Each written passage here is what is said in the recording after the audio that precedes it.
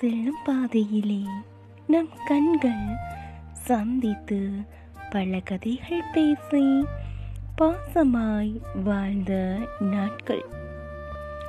ஒரு வருடம் முடியும் முன்னே துளி துளியாய் துளிர்விட்ட நம் உறவு மலராமலே மாய்ந்து விட்டதே.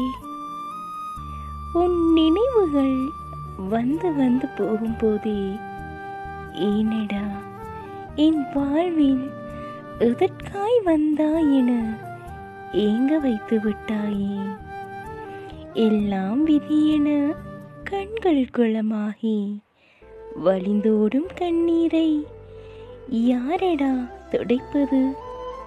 நம் பிரிவின் வலியினை ஈடு செய்ய முடியாமல் நிதம் நிதம் தவிக்கும் என் மனதிற்கு ஆறுதல் யாரடா?